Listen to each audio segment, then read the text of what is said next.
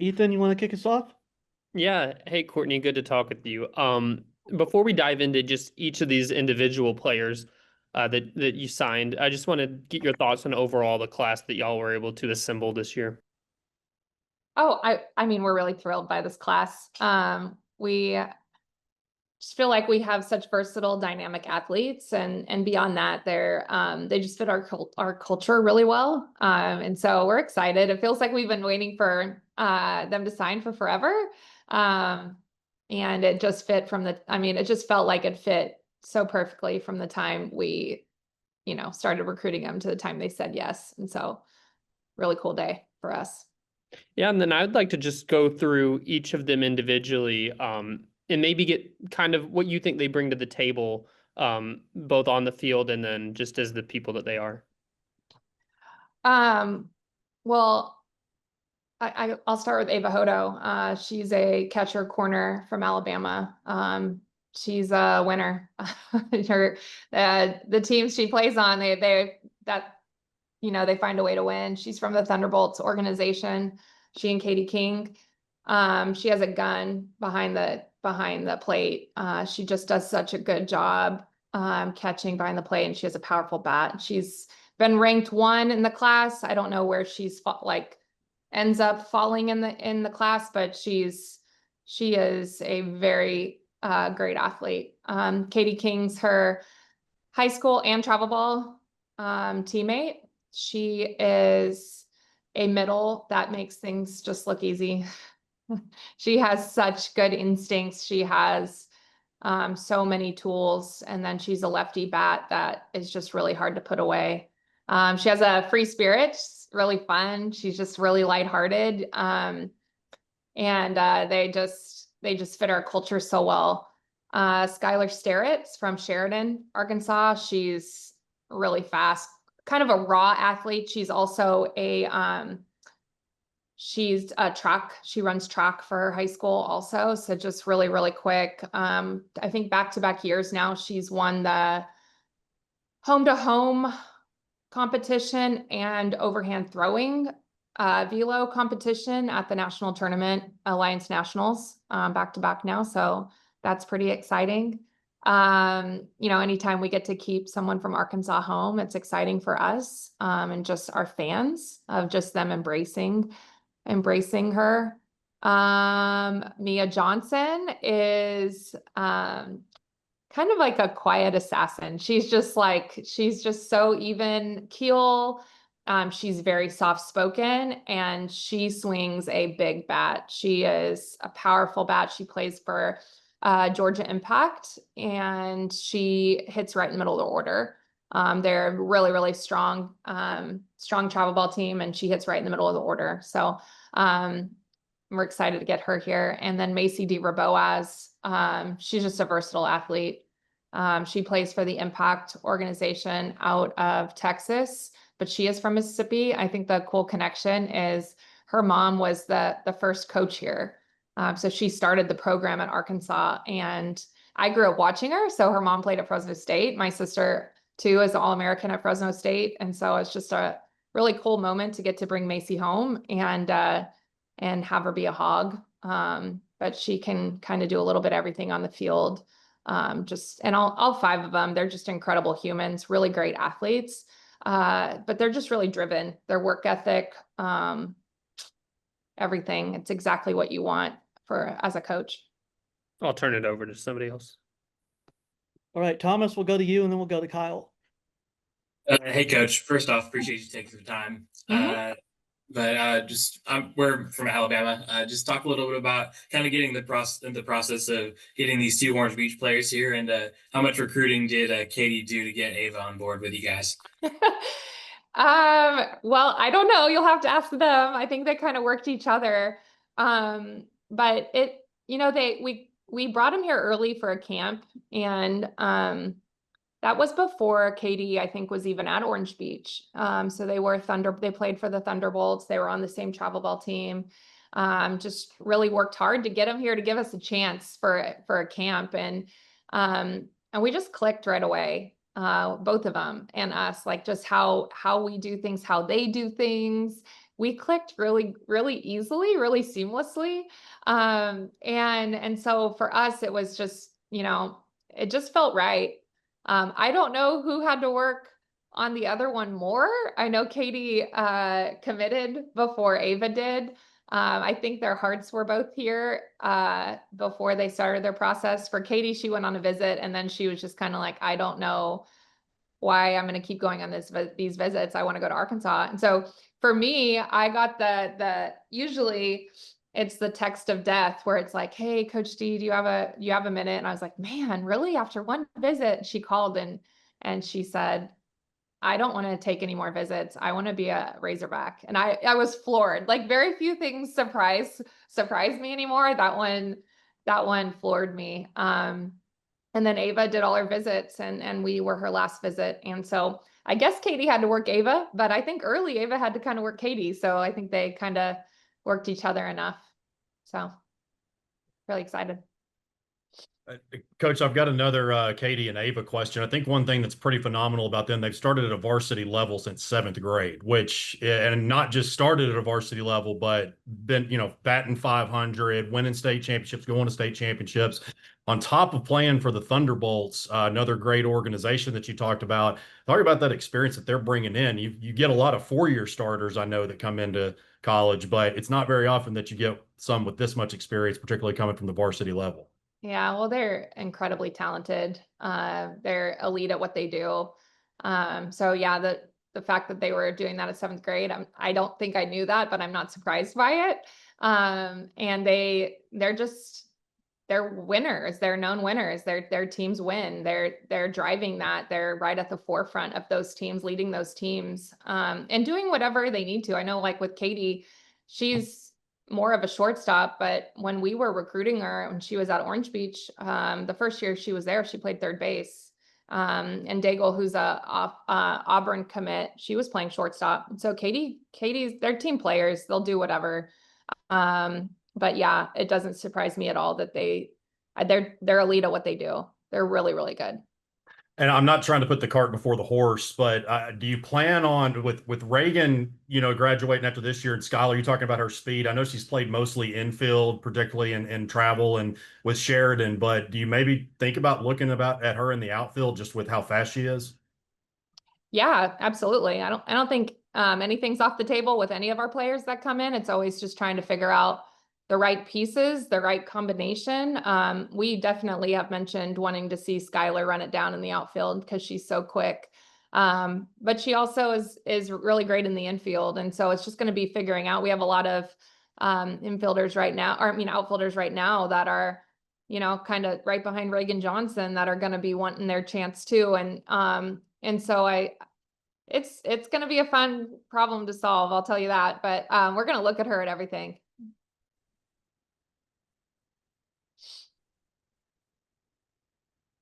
Next question.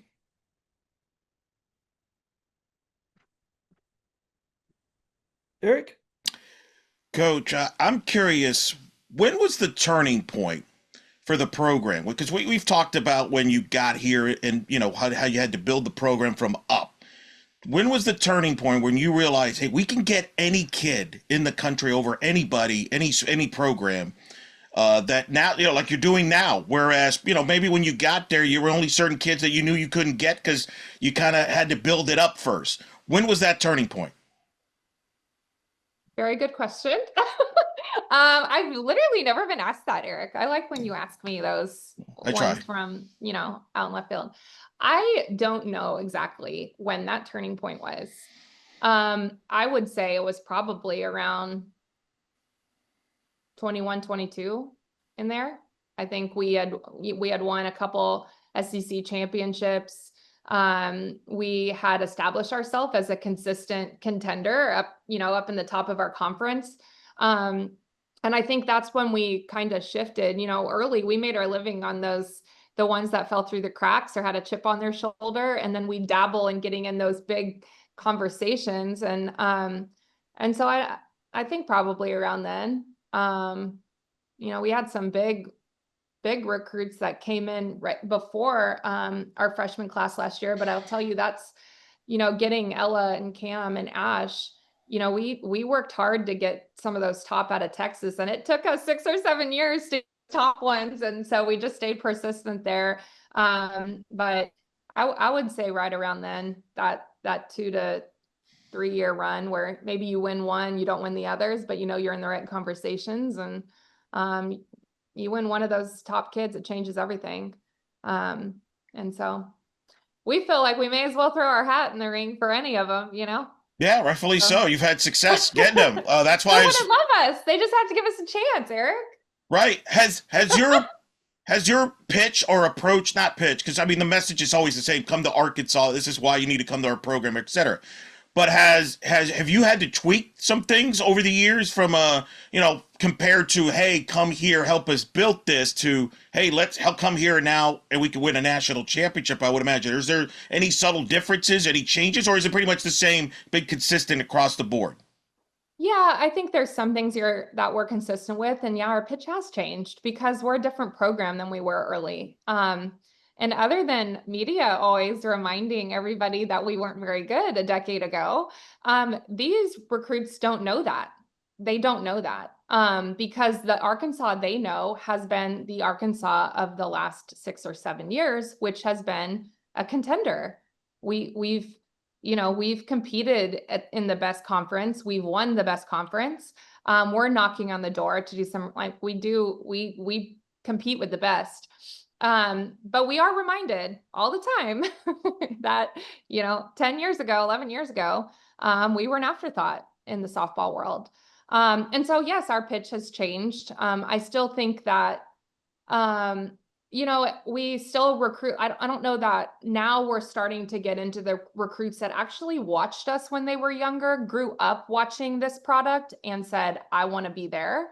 For a long time, we recruited against the dream, and we weren't the dream because we were not as competitive a decade ago when a lot of them were starting to watch softball. And so I think that's where it's changed a little bit. And so, yeah, for us, we're going to win a lot of softball games. We're going to do it the right way. You're going to be cared for. You're going to be challenged. You're going to be loved. You're going to be respected. And it's always about the person first. And so those are the things that have never changed and will never change when it comes to us. And then my last question, because I already know the answer about the players, so I'm going to go towards the parents. Do the parents know about your playing career? Do they know there was a national champion, great catcher? Or no? Do they know? That's what I want to know. Okay, Some good. do. Oh, thank goodness. Okay. We Some need to bring. do, but then they probably like see this gray hair coming through, and they're like, "Is it even relevant anymore, old woman?" No, I'm just kidding. No, they do. I think some do their research more than others, because you'll have some players that like we'll have catchers that are like, "I want to come play for a catcher. You were a catcher. Yes. That's intriguing to me." And then we'll have some players that are like, "Wait, what? You played in Japan? you played? Yes." So it's all over the map. It's all over the map. I do wish that everyone did more research. Like everyone did more research, because the recruiting process is very interesting, and some are what you see is what you get, and some are what you see as not what you are getting. And so if you do your research and really dive in, I think you start to see those things. And you should know who you're going to play for. So I think that's super important. All right, I've made the note. I'll bring up more often that you played catcher less about 10 years ago. Got it. Thank you, Coach. Thanks. Noted. Evan? Yeah. Hey, Coach, can you hear me? Yes. Awesome. Kind of curious for you. I know, we've talked a little bit about each individual, but as a class as a whole, it feels like there's a lot of versatility. It's not necessarily, kind of just one position heavy. I know that's been important the last couple of years, but what about this class in that there's a lot of kind of utility players. They can play everywhere. Excites you to see them eventually on campus next year? Well, everything you just said, and they're incredibly, they're versatile. And I think for us, we want to find the best athletes, the most elite players. It's so interesting because I was at my oldest, Trip's baseball lesson last night. I was talking to just a baseball dad, and I was like, "Oh, it's signing day." And I was trying to get my retweets out and everything that we had to do, and he was like, "How's this class? Where's it rank?" I'm like, "I actually have no idea where it ranks. I don't know. But as he found it, I said, I actually feel like this is a much stronger class than it ranks. And there's been times I've looked at our classes and I'm like, this is a good class. I'm not sure it's as good as it's ranking, but this one I think is one of our strongest that we've had. I mean, these 5 can flat play. And the versatility is so intriguing to us because you just never know how the pieces need to fall. And when they can do a number of things and they all swing the bat the way they do, I mean, this game's offensive. And so we can, I just think we can mix and match how we need to. So I don't know. I think this class is one of the strongest that we've had. They can fly down there wherever. I think he told me we were in the teens. It's like, dang, I hope they take offense to that. Yeah, I believe 15 overall, but I want to ask too, you kind of touched on 15? social media. Who did that, Justin? You touched Just on kidding. social media. I'm curious with, the evolution of Instagram and Twitter and Facebook over the last couple of years. How has that changed recruiting and getting, the Arkansas brand in front of some of these young players who have only grown up on, Instagram and Twitter and Snapchat? Unlike, I know I'm probably relatively young compared to some other people, but somebody who hasn't necessarily grown up in the social media age. Are you asking? Wait, what are you asking? Kind of about how social media has changed the Has way that changed you recruit everything? It's changed when it comes to the everything. social media age versus, someone who didn't grow up around social. It's changed everything, good and bad, honestly. I think it's a tough time to grow up in it because one, like for us, we have to get our brand out there. That's how they live. They live on it. And so we have to get our brand out there. Like they have to feel who we are through social media, and our team does a really good job of that. First, our team dives into who we are. Our team, being our creative team, dives into who we are and then tells our story. And that's the biggest thing, is like telling our story in a way people can connect to it and know who we are. I think it's a tough time social media wise for recruits because they're constantly playing the comparison game. And so I think it's been a tough time. I think we saw that more in the 2027 the recruiting this fall, but I don't know, there's good and bad to it. I think for us, we're just going to continue to put out there so they can get a sense for who we are. And I think, our creative people kill it when it comes to that. Hope that answered Awesome. your question. It's all good. Thanks, Coach. Mm-hmm. All right, we'll go to Thomas and then we'll go to Kyle.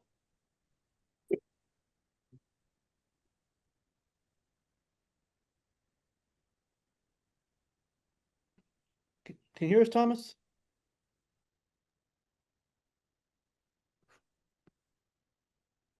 All right, Kyle. Coach, I wanted to circle back to Macy Deaver Boaz. You talked about her mom, Carrie, being the first coach here, and then you having connections back in, I guess it was the Fresno area. Carrie had actually talked about one time that she had coached, or I guess was coaching your sister lessons, and you used to be running around and everything like that. Just talk running around while they were practicing.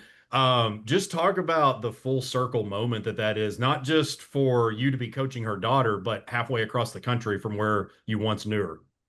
Yeah, it's just been a really cool process, honestly, just getting to recruit Macy and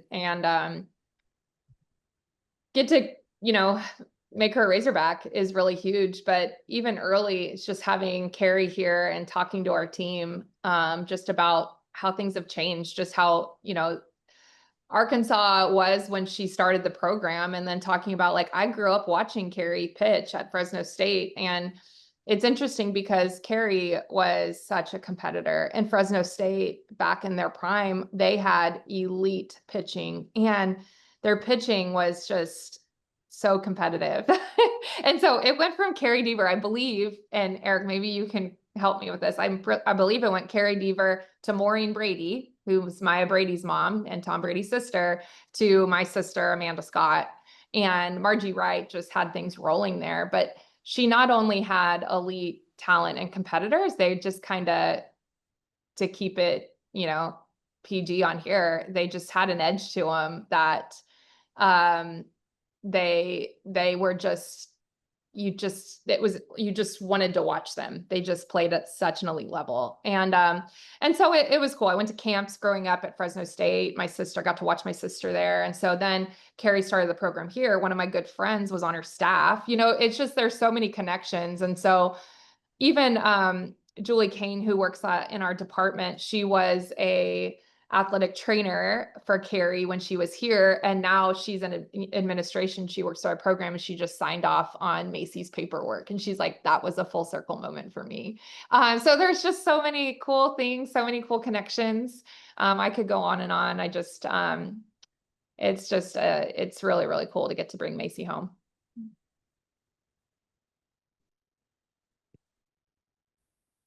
Justin? I will note, we had you as the 13th best signing class. I want those 2 spots just for the record. That hardly makes it any better, but that's fine. It makes me feel better. That's what I was going for there. Okay. No, I'm curious about something. You were asked earlier about the 2 Thunderbolts kids and the fact they play high school ball together. And you don't often get players who've played together, ended up at the same school together. You had those 3 who came from the Impact Gold last year. You got those 2 from Orange Beach this year. Just curious, how much does that play? I know you're big on team chemistry, and that's such an important thing to you. How much does that play in once they get to college? The fact that, you know, you got 2 members of a 5-member freshman class that already know each other pretty well. I think it's a big thing. Yeah, we're really big on team chemistry, and yeah, I think there's just something to be said about like just really knowing someone else in that, and you're like in it together. So yeah, I mean, even with Cam and Ash and Ella playing together, Cam and Ash also played high school with Kaylee Wyckoff. And so there's just like different connections of, yeah, just understanding each other. I think you get here and things are sometimes different, but they always just have that, that core of just understanding each other and getting to go through it together. So it's pretty huge. A lot of just team chemistry is like just understanding the other person and respecting the other person. And so it's nice when they have a head start on that. So yeah, it's huge.